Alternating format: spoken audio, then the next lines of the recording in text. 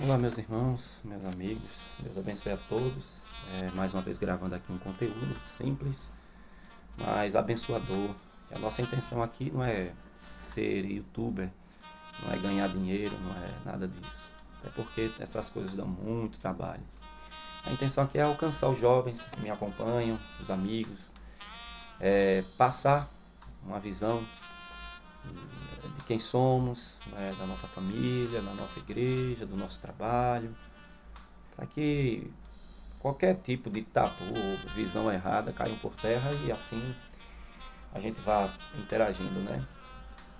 Alguém me disse um dia que quem não é visto não é lembrado, então eis-me aqui, sendo visto para tentar ser lembrado.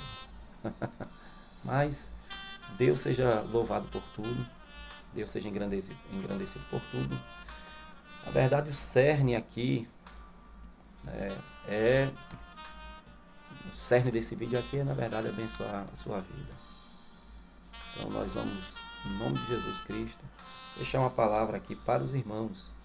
Atos, capítulo de número 26, se você puder abrir sua Bíblia. Versículo de número 19, apenas um versículo, para a gente fazer uma rápida meditação da palavra de Deus e deixar aqui um vídeo, uma mensagem, né, para abençoar a sua vida. Atos 16, melhor dizendo, 26, versículo 19, diz assim: Pelo que, ó rei Agripa, não fui desobediente à visão celestial.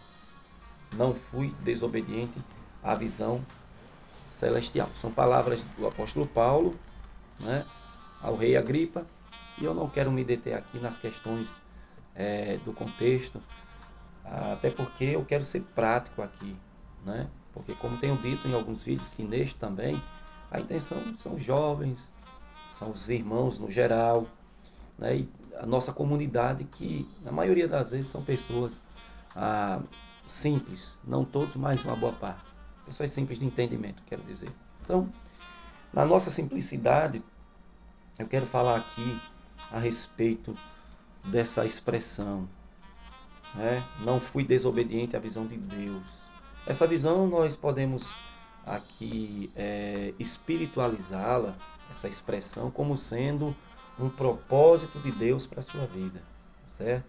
Todas as pessoas nascem e elas nascem não para um propósito, elas nascem por causa de um propósito, certo? Elas nascem porque o propósito de Deus nasceu primeiro para a vida delas. E aí, se você puder abrir a sua Bíblia, você vai ver essa realidade lá em Jeremias, no capítulo de número 1, profeta Jeremias, capítulo 1, versículo de número 4 e versículo de número 5. Diz assim: A mim veio a palavra do Senhor dizendo: Antes que te formasse no ventre materno,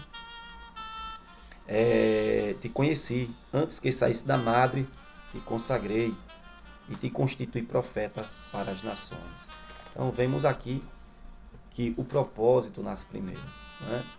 Muito antes de Jeremias ser concebido, no ventre de sua mãe, Deus já havia concebido, pré-determinado o seu propósito. Então, se você existe, é porque Deus tem um propósito com você. E esse Deus maravilhoso, que tem um propósito com você, ele vai falar com você por meio de revelações, né? Então nós temos que entender o que são, o que seriam essas revelações, né? Essa revelação de Deus pode ser uma revelação direta, né? Deus pode falar com você usando a sua voz, né? Mas a forma primária de Deus falar conosco é por intermédio do seu Santo Espírito, né? Deus pode falar ao nosso coração, nos dando uma certeza daquilo que nós temos que fazer. O professor Olavo, ele falando a respeito de propósito, eu achei interessante o que ele fala, né, a respeito disso. Ele diz o seguinte: se alguém te perguntar se você faz alguma coisa por dinheiro ou por prazer, e você responde ou por dinheiro ou por prazer, né, você vai estar completamente equivocado. Porque uma pessoa que é vocacionada, ela não faz por prazer e nem por dinheiro, nem por dinheiro, nem por prazer. Ela faz porque tem que ser feito. Então é uma convicção inexplicável. Isso é propósito, né? Deus pode também se revelar a você de diversas maneiras, através das circunstâncias da vida, através das adversidades, seja lá do que for, né?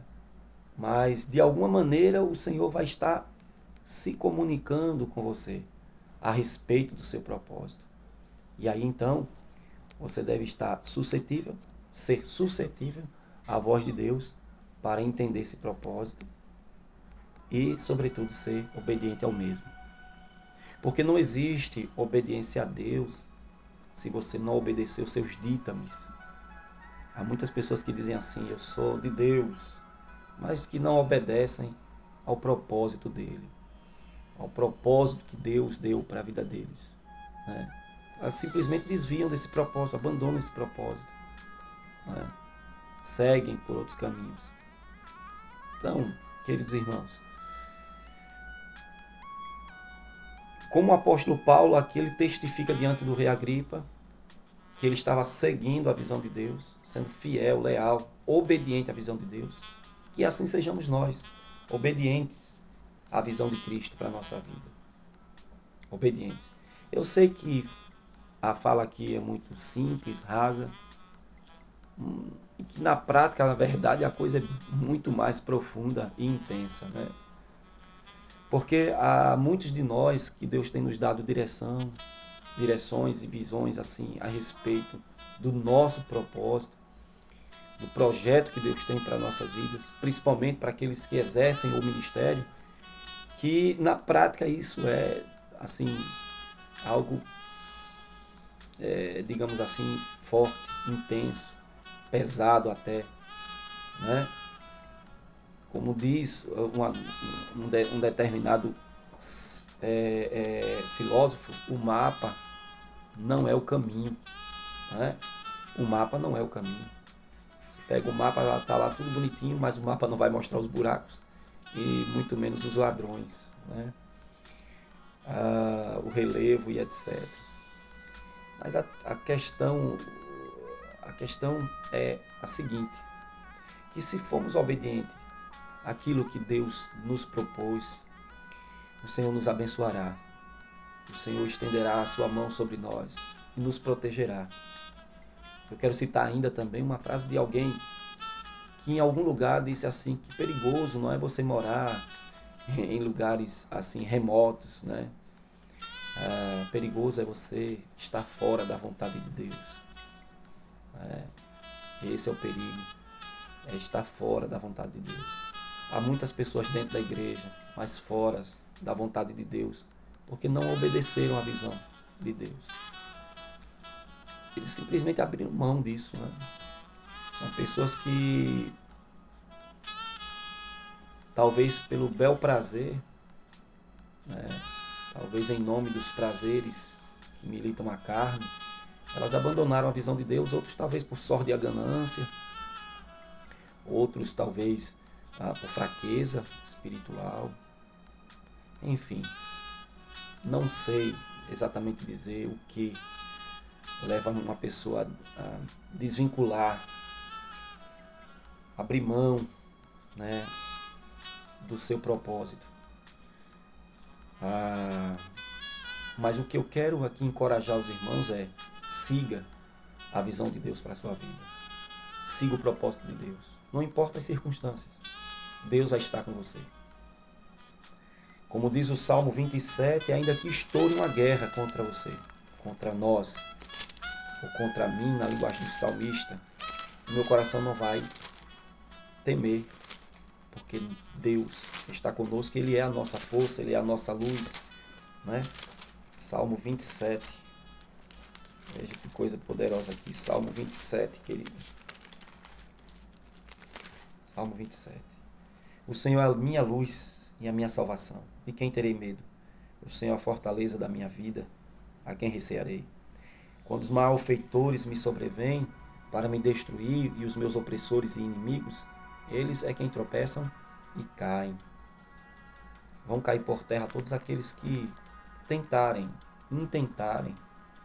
projetarem contra a sua vida. O Senhor não vai permitir. O Senhor é bom, o Senhor é fiel. Quando nós somos fiéis ao nosso propósito, aliás, ao propósito de Deus, ao chamado do Senhor, né? A visão que o Senhor nos deu. Essa visão, tenho certeza que ela é, que a finalidade dela é abençoar outras vidas, é engrandecer o reino de Deus. E, queridos irmãos, não existe